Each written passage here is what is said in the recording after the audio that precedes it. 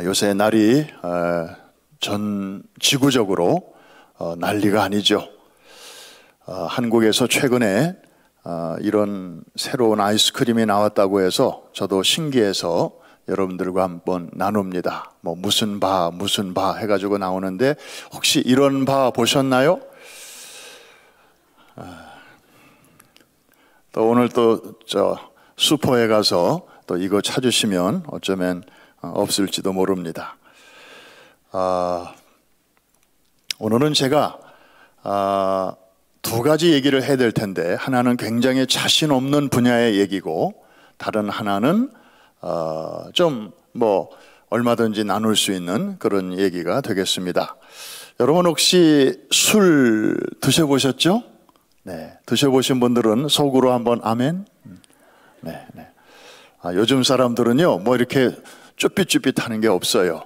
서리집사 신청할 때 거기 이제 물세례 받으셨습니까? 성령 세례 받았습니까? 구원의 확신이 있습니까? 주일 성수하십니까? 그러면 다 착착 이렇게 체크를 하는데, 그 맨 끝에 무슨 질문이 있는가 하면은 혹시 음주 하십니까? 그러면 안 한다. 그 다음에 맨 밑에는 자주 한다. 그리고 중간에 약간이 있는데 제법 약간에 표시하는 분들이 많아요. 젊은 사람들 중에 아주 그냥 솔직 담백하더라고요. 그런데 혹시 술 자주 취해 보셨습니까? 예스이면 속으로 아멘. 네. 아마 그런 분들은 괜찮아요. 과거에 그런 생활이 있었다고 해서 주님이 지금까지도 기억하시는 거 아니니까 거듭나기 전에 혹은 은혜 받기 전에 그런 일이 좀 있었으면 어떻습니까? 기독교는 뭘 묻지 않는다? 과거를 묻지 않는다. 할렐루야. 예.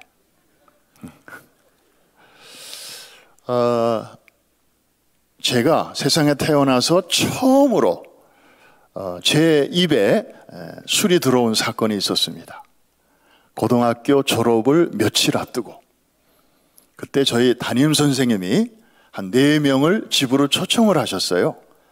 저녁을 같이 먹자. 곧 이제 대학 갈 애들이니까 사회에 나가기 전에 선생님이 이렇게 식사를 같이 대접해 주는 줄로 알고 가벼운 마음으로 갔죠. 그랬더니 식사가 나왔어요. 식사 후에 차가 한 잔 나오나 그랬는데 왜 내리끼리 한 거를 한 잔씩 따로 주시는 거예요.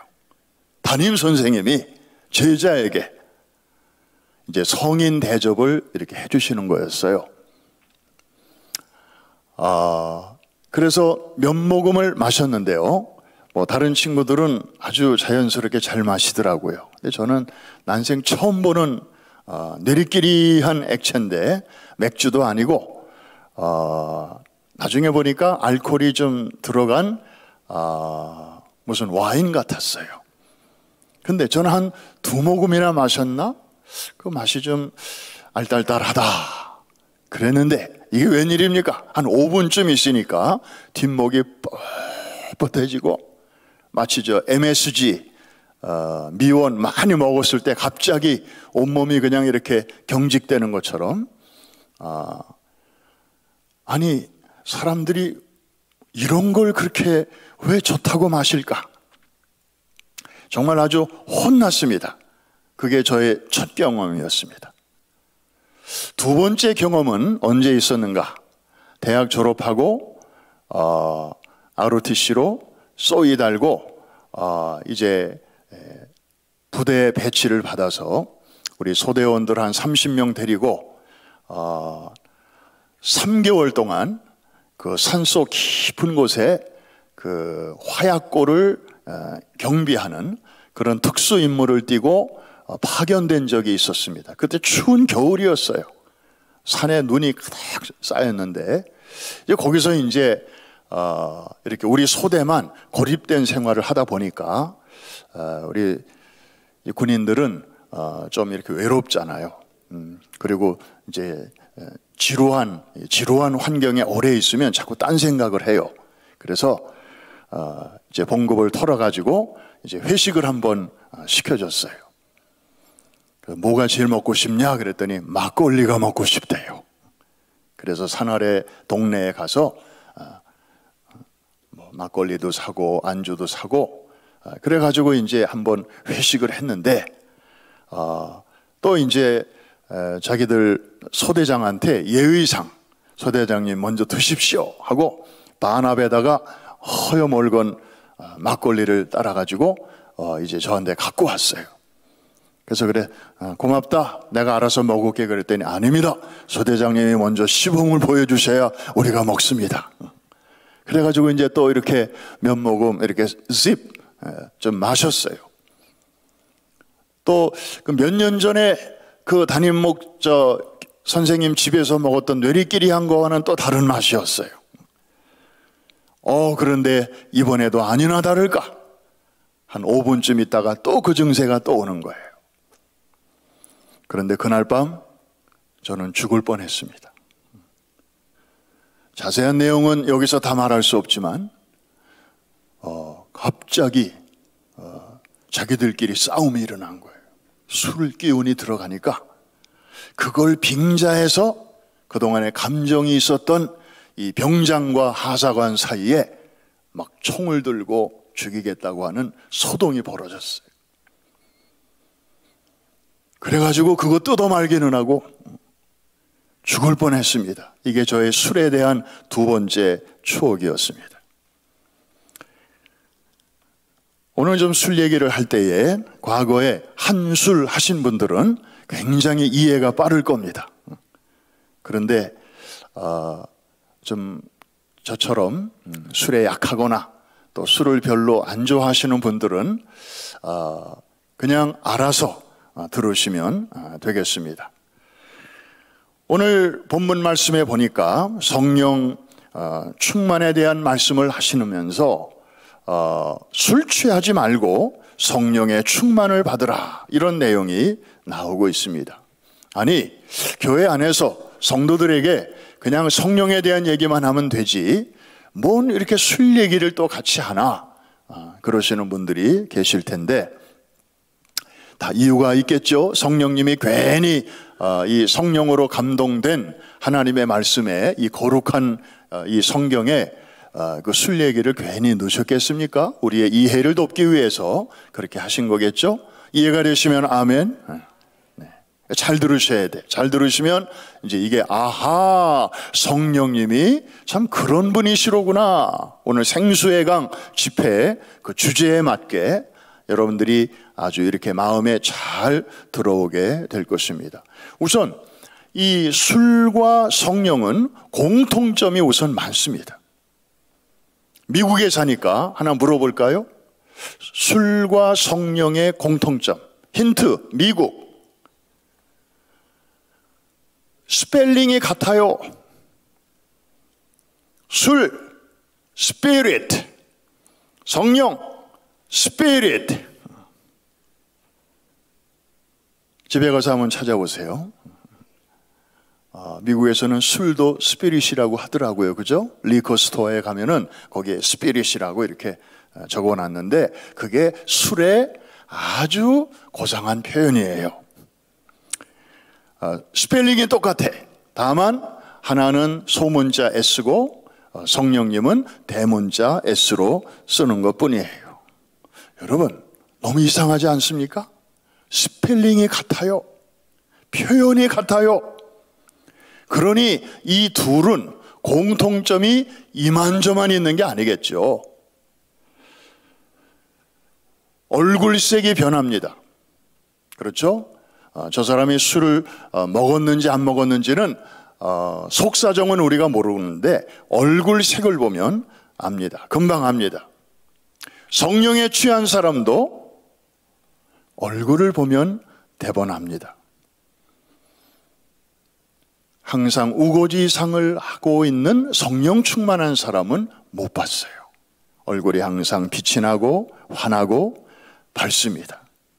여러분 얼굴이라는 게 순수한 우리말인데 이게 정신이거든요. 이것도 스피릿이라고 표현할 수 있겠네요.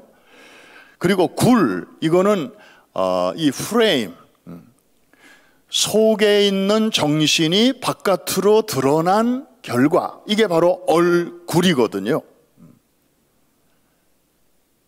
그러니까 마음이 밝은 사람, 성령님이 들어오셔서 어둠이 물러가고 정말 환해진 사람은요, 얼굴이 어딘가 모르게 참 편안해 보여요. 옆에 계신 분의 얼굴을 살짝 한번 보십시오. 성령이 어느 정도 충만한가, 여러분들이 한번 진단해 보시고. 근데 자신이 없는 사람은 옆에 사람도 잘 안 보려고 하더라고. 그런데 괜찮아요. 이렇게 90도 정도 딱 돌려서 한번 보세요. 얼마나 충만한가. 인사하겠습니다. 그대는 참 성령 충만하십니다. 네. 오늘 밤 희망사항입니다. 축복입니다. 할렐루야. 전도서 8장 1절 우리 같이 한번 읽어보겠습니다. 시작. 누가 지혜자와 같으며 누가 사물의 이치를 아는 자이냐. 사람의 지혜는 그의 얼굴에 광채가 나게 하나니 그의 얼굴에 사나운 것이 어떻게 되느니라? 변하느니라. 여러분, 저는 에클레시아 할 때마다 너무 신기하고 놀라운 게 많아요. 겨우 3박 4일인데 어쩌면 들어오는 첫날 얼굴과 그리고 졸업식 하는 마지막 날 얼굴이 대부분의 사람들이 예외 없이 바뀌더라고. 너무 놀라운 거예요. 뭐 주님을 평소에도 늘 가까이 하는 분들은 크게 다를 바 없지만 예수의 옛자도 모르던 사람이 들어와 가지고 주변에서 뜨겁게 기도해 주고 그러면서 주님 만나는 그런 사람들은요, 얼굴이 바뀌어요.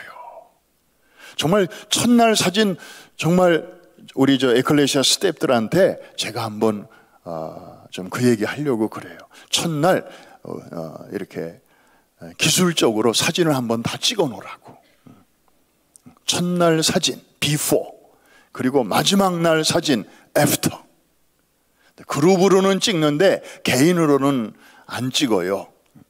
괜히 또 머그샷 기분 나고 막 그럴까 봐. 그런데 좀 사진 찍는 분한테 부탁을 해서 기술적으로 좀 이렇게 한번 찍어 놓으면 나중에 은혜 받은 사람에게 당신의 첫날 얼굴입니다, 그리고 마지막 날 얼굴입니다, 이렇게 보여주면 아마 자신들도 깜짝 놀랄 거예요. 자, 얼굴색이 변한다고 하는 거 이해가 되시면 아멘 하십시다. 두 번째, 말이 많아져요. 술이 들어가면, 그리고 알아듣지 못하는 말을 많이 해요. 혀가 이제 꼬부러지면서, 그러면서 또 했던 말도 또 하고. 이게 술 취한 사람들의 전형적인 특징입니다. 성령에 취하면 어떻게 되죠? 마찬가지입니다. 말이 없던 사람도 말이 많아집니다. 간증하라 그러면 평소 때는 앞에 나가서 마이크 한번 잡아보지 못한 사람도, 또 저는 마이크 앞에만 서면 울렁증이 있어요, 그러면서 말을 하는데 간증 시간이 모자랄 정도입니다. 이야, 저분이 저런 면이 있었구나. 그리고 깊이 기도하다 보면 내가 한 번도 내 의지로 말해본 적이 없는 그런 새로운 언어가 입에서 순간적으로 혹은 지속적으로 나오게 되죠. 이게 바로 방언입니다. 어때요?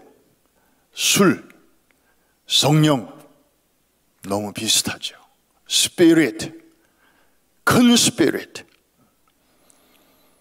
또 하나, 사람이 술을 먹을 때는 처음에 사람이 먹어요. 그런데 계속 먹다 보면 술이 술을 먹고, 그리고 더 먹다 보면 술이 사람을 먹어버려요. 성령님도 마찬가지입니다. 처음에는 사람이 성령 충만을 구해요. 그런데 그 성령님과 함께 사귐이 깊어지고 또 지속되다 보면 나중에는 성령님이 나를 사로잡아요. 나를 삼켜버려요. 나를 지배해요.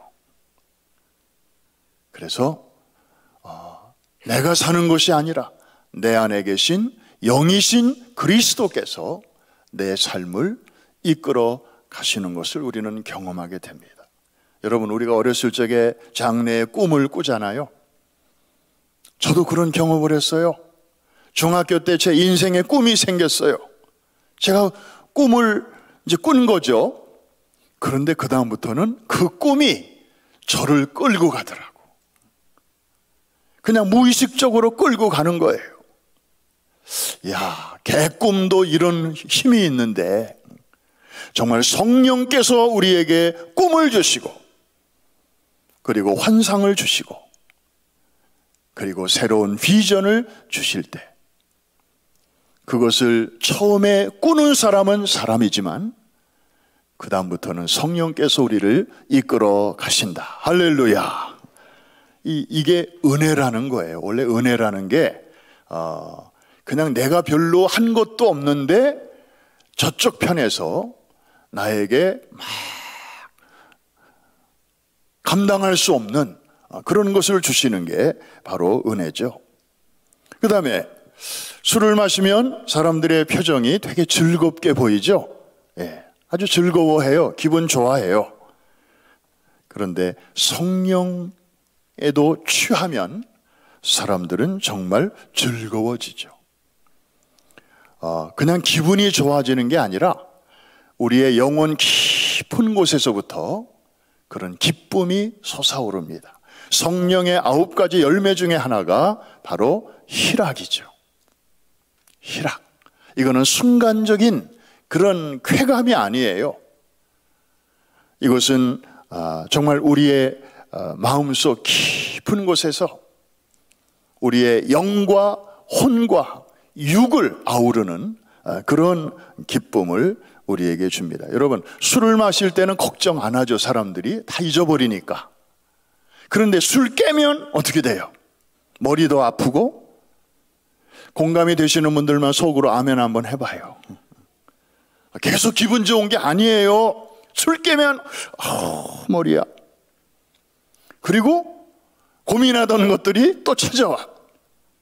상황은 하나도 변한 게 없어. 게다가 술 취했을 때 실수하면 뒷감당 참 하기 어렵습니다. 돈 많이 들어요. 부부관계 힘들어지고 애들에게도 부끄럽고. 그런데 성령으로 충만하면 문제가 문제로 여겨지지 않습니다. 왜냐하면 성령 충만한 사람은 문제를 문제로 보는 게 아니라 문제 위에 계신 주님을 먼저 보기 때문입니다. 문제 자체가 사라진 거 아니에요. 뭐 성령 충만했다고 해서 갑자기 빚이 뭐 사라지는 것도 아니고 무슨 뭐 말썽 피우던 아이가 갑자기 착해지는 것도 아니고 그리고 갑자기 뭐 내가 성령 충만한데 배우자가 갑자기 태도가 돌변해서 아주 온순한 양처럼 그렇게 되는 거 아니죠. 그런데 성령 충만하게 되면 정말 그 어떤 것보다도 주님이 아주 크고 그리고 능력 있게 먼저 보이기 때문에 문제가 문제같이 안 보이고 오히려 기회로 보입니다. 어떤 기회? 하나님께 영광 돌릴 수 있는 기회. 주변에 믿지 않는 자들에게 하나님의 살아계심을 보여줄 수 있는 전도와 선교의 기회. 오늘의 어려움과 위기와 난관이 이상하게 믿음의 눈으로 그것을 다시 이렇게 보면 하나님이 하실 일이 기대가 되고 이해가 되시는 분들만 아멘. 우리가 문제라 부르는 것을 하나님은 기회라 말씀하시니까요. 그래서 평범한 가운데서 하나님의 살아계심을 경험하는 사람들은 이렇게 만나서 얘기를 해보면 별로 많지 않아요. 대부분 다 엔트런스는 위기야. 그런데 엑싯, 출구는 항상 감사고, 그리고 이 일을 통해서 정말 하나님의 살아계심을 우리 가족이 체험하게 되었습니다. 그런 일들이 얼마나 많은지 몰라요. 여러분, 엔트런스가 전부가 아닙니다. 엑싯이 사실은 더 중요합니다. 엔트런스는 힘든 일로 시작될 수 있어요. 그런데 로마서 8장 28절에 있는 것처럼 하나님을 사랑하는 자 곧 그 뜻대로 부르심을 입은 자들에게는 모든 것이 합력하여 무엇을 이루느니라? 선을, 좋은 결과를, 유익한 결론을 이루어 주신다. 할렐루야. 이게 성령 충만한 사람들이 갖고 있는 그런 기대감이고 확신입니다. 자, 술을 마시면 시간 가는 줄을 몰라요. 더 마시고 싶어지면 2차도 가고 3차도 갑니다. 성령 충만하면 이와 비슷합니다. 시간 가는 줄 몰라요. 찬양을 더 하고 싶은데 그냥 너무 빨리 끝나버리는 거예요. 설교를 더 듣고 싶은데 설교가 끝나요. 요새 우리 젊은이들 주일 예배 너무 길어요. 설교가 너무 길어요. 힘들다고 여기서 불평, 저기서 꽁시렁꽁시렁 하는 소리 제 귀에도 들립니다. 그래서 저도 오늘은 시간을 좀 당겨야 되겠다. 오늘은 좀 짧게 해라. 저도 여기다 원고에다 씁니다. 그런데 저는 짧게 해도 성령께서 더 하라고 하시는 걸 어떻게 해요? 그런데 정말 예배 순서 하나하나가 하나님께 정성껏 드리는 예배의 연속이라면 여러분들이 언제 끝나나 하고 시계를 보면서 예배를 드릴 여유가 어디 있어요? 여러분, 초대교회 성도들, 누가 예배 시간 정해놨습니까? 다 그냥 많은 사람들이 함께 모이고 흩어지다 보니까 시간과 공간은 제한되어 있고, 그래서 서로 좀 이렇게 잘 충돌되지 않는 범위 안에서 신령과 진정으로 예배 드리는 이게 핵심이지, 길다 짧다, 찬양이 길다 짧다, 대표기도는 좀 너무 길면 안 좋은 것 같아. 여러분, 성령으로 충만한 상태에서 정말 하나님께 집중하면서 예배 드리는 사람은요, 조금 예배가 길어져도 다 그 흘러가는 시간 속에서 하나님이 주시는 은혜가 있기 때문에 잘 감당할 수 있고, 그리고 정말 그 예배를 통해서 하나님과의 인격적인 만남을 경험할 수 있습니다. 이해가 되시면 아멘. 술 취한 사람 보니까 알겠더라고. 집에 가야 되는데 더 한잔하고 가자는 거예요. 그 늦은 시간에도 집에 안 가고 또 3차 가는 거예요. 술 자시는 분들도 그렇게 하는데,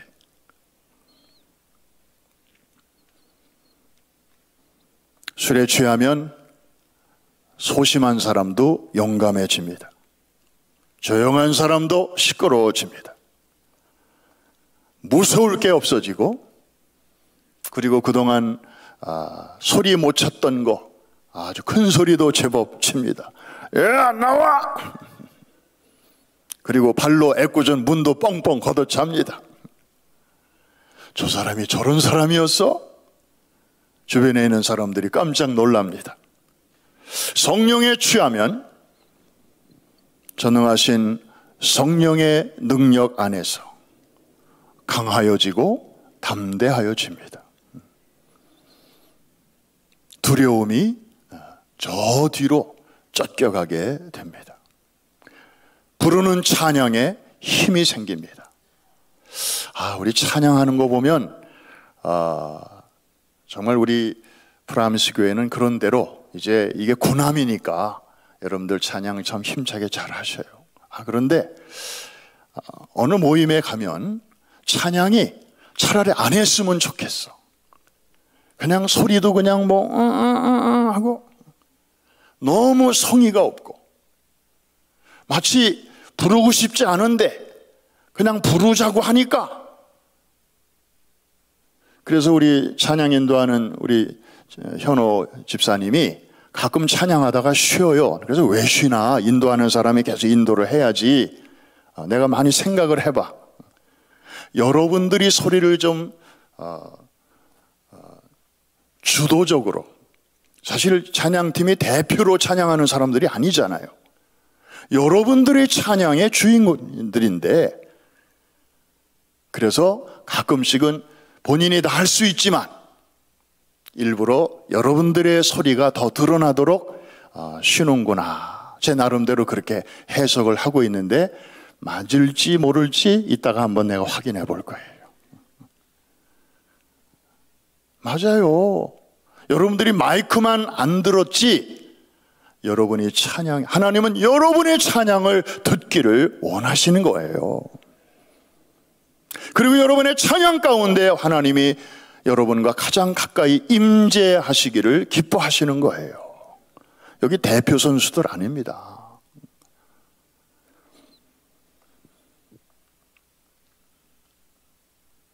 담대해져요.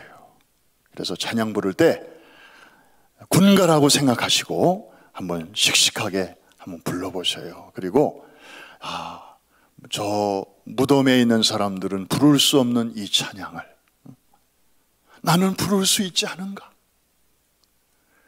이 감격, 이 감사,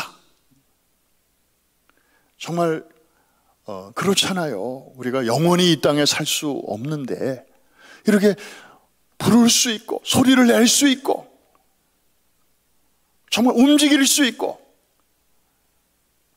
지금 병상에 누워 계신 분들은 찬양하고 싶어도 찬양할 수가 없어. 여러분들을 얼마나 부러워하는데. 그래서 한마디를 불러도 정말 우리 옛날에 닥터 루이스 부시 목사님 우리 교회 자주 오셨잖아요. 그분이 한국말을 아주 정말 제대로 배운 게 하나 있더라고요. 하도 우리 교회 왔다 갔다 하시면서 한국말 표현을 배우셨어요.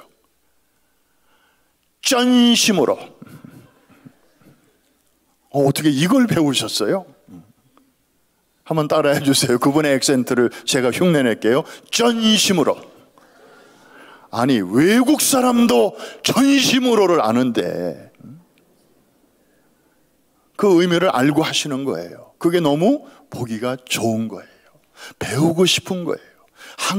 한국의 그리스도인들의 그 영성을 이분이 가는 곳마다 또 그 얘기를 하는 거예요. 전심으로.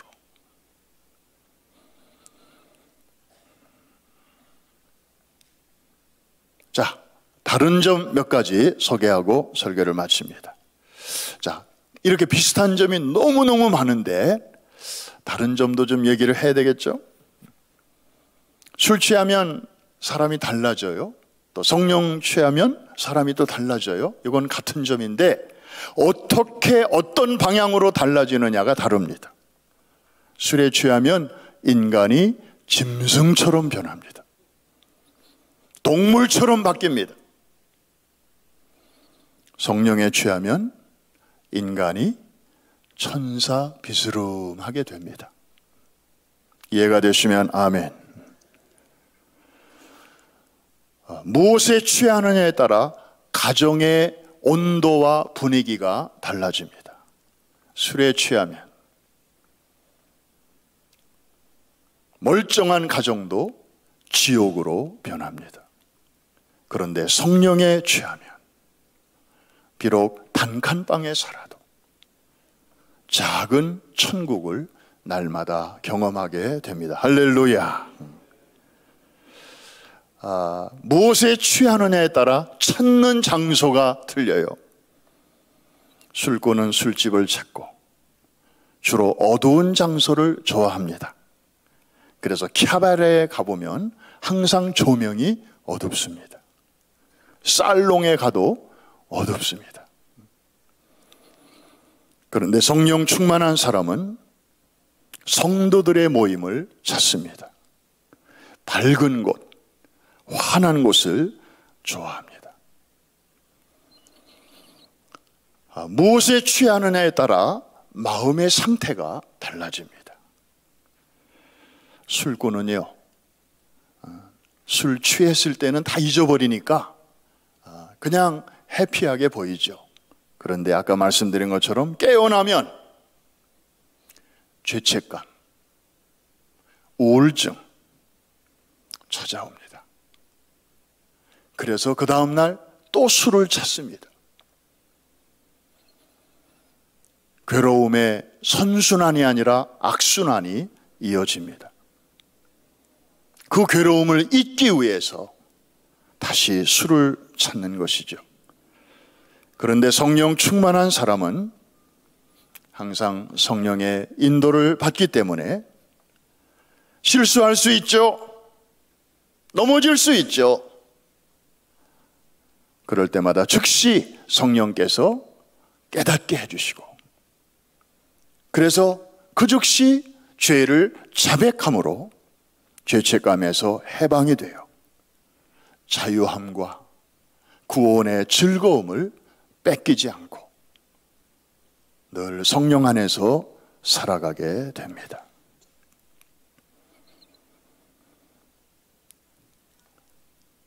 무엇에 취하느냐에 따라 다른 사람의 말에 대하여 듣는 태도가 달라집니다. 술 취한 사람은요, 다른 사람의 말이 잘 안 들려요. 귀를 먹나 봐요. 그래서 자기 말만 해요. 누가 옆에서 말을 하는데도 못 들은 척 하는 게 아니라 그냥 안 들려요. 자기 하고 싶은 말만 해요. 그것도 아까 했던 말 또 끄집어내서 또 하고. 그래서 사람들이 그렇게 주사를 싫어하는 거예요. 뻔하니까. 그런데 성령 충만한 사람은 인격적인 성령님의 지배를 받기 때문에 내가 하고 싶은 말이 여기까지 많이 올라왔지만 먼저 상대방의 말에 귀를 기울입니다. 그 다음에 내 얘기를 합니다. 그리고 아무 말이나 막 아무 말 대잔치가 아니고 내가 이 말을 할 수 있지만 그 결과로 하나님께 영광이 되는지, 이 사람에게 유익이 되는지, 그리고 주변 사람들에게 덕이 되는지, 짧은 시간이지만 성령께서 안테나를 돌리게 하셔서 말의 실수가 커지지 않도록 성령께서 도와주십니다. 할렐루야. 이게 얼마나 중요한지 몰라요. 여러분, 사람 정말 인간관계 좋다가도 말 한마디, 단어 하나 때문에 몇십 년 동안 잘 유지해 오던 인간관계 완전히 꺾어지는 일들이 한두 번이 아닙니다. 그래서 요한계시록에 보면은 귀 있는 자는 성령이 교회들에게 하시는 말씀을 들을지어다.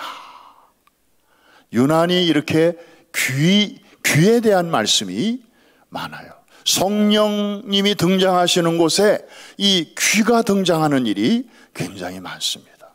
들으라는 거죠, 말하기 전에. 그러면 상대방이 속으로 얼마나 지금 괴로워하는지, 아파하는지, 힘들어하는지를 우리가 먼저 알게 되니까 아무 말이나 막 하지 않게 돼요.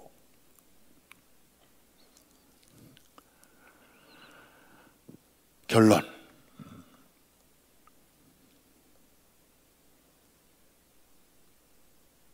요새 한국 뉴스 듣기가 너무 겁납니다.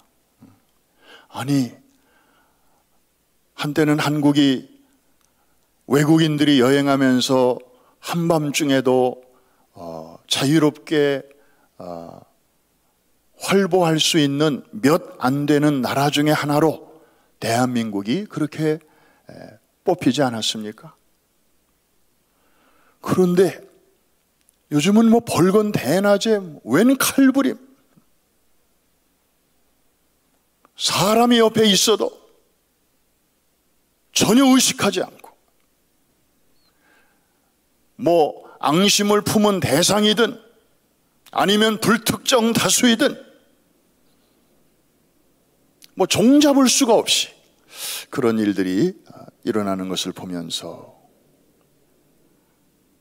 그리고 그 장소도 뭐 학교에서, 그리고 쇼핑몰에서, 광장에서, 고속버스 터미널에서 주로 젊은 사람들이, 그 힘 좋은 사람들이 그 무서운 흉기를 들고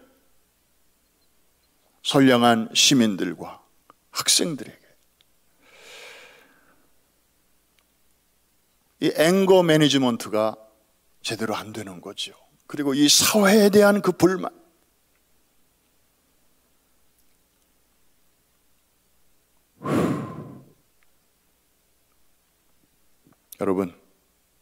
여러분은 이런 현상들을, 이런 뉴스를 보면서 뭘 생각하십니까?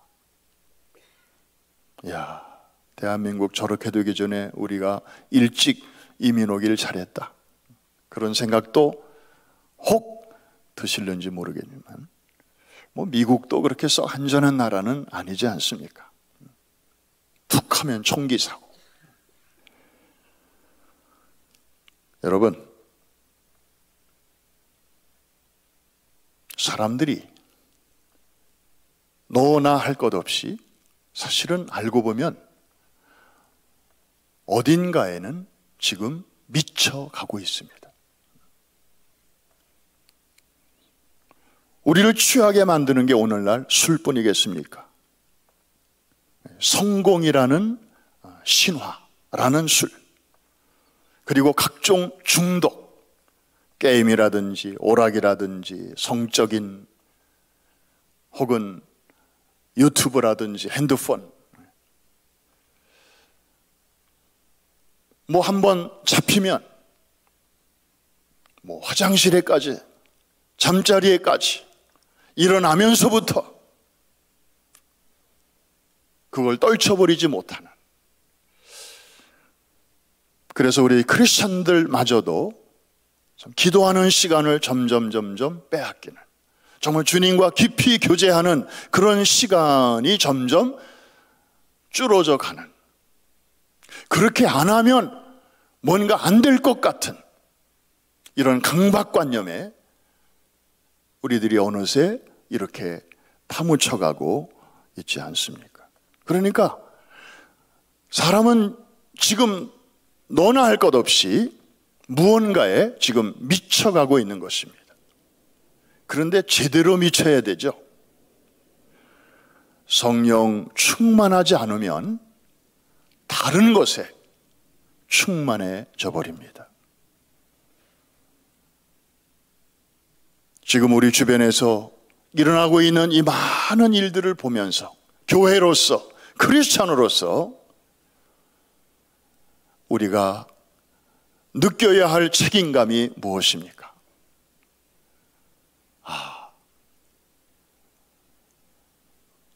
우리가 이 사회에 대해서, 우리가 지금 속해 있는 이 세상을 위하여 너무 기도를 안 하고 있었구나.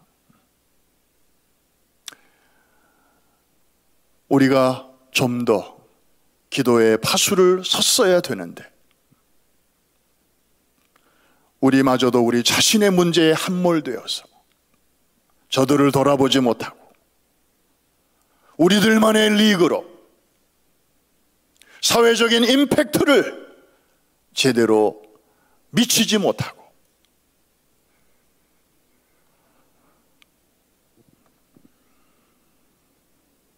우리의 책임이 전혀 없다고 말할 수 없을 것입니다.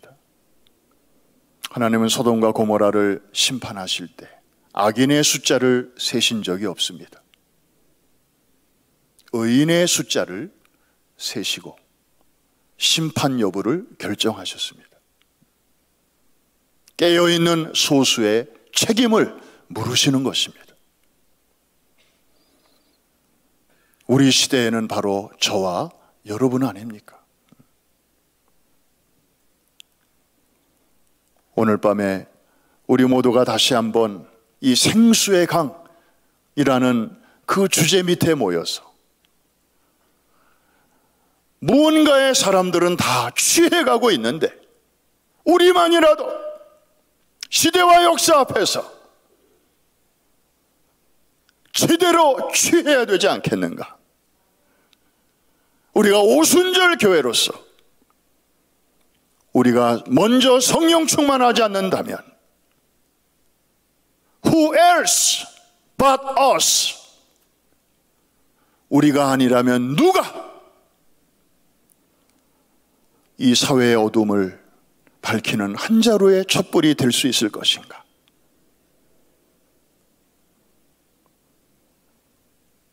이 방 안에 가득한 어두움을 쫓아내는 데는 많은 촛불이 필요하지 않습니다.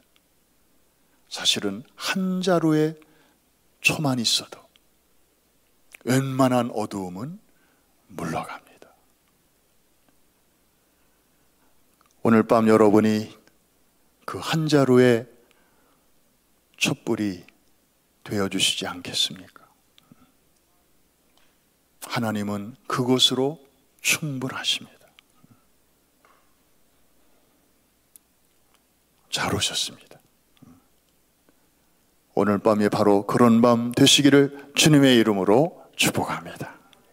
옆에 계신 분에게 인사하겠습니다. 잘 오셨습니다. 그대가 해답입니다. 시대의 어두움을 밝히는 하나님의 등불입니다. 불 꺼진 등대는 또 하나의 암초라는 말이 있습니다. 무늬만 교회 다니는 사람 되어서 되겠습니까? 정말 재구실할 수 있는 빛을 바라는, 그래서 그가 가는 곳마다 어두움이 있을 곳을 얻지 못하고 슬금슬금 도망가는 그런 부드럽지만 능력 있는 성령의 사람들 되시기를 주님의 이름으로 축복합니다.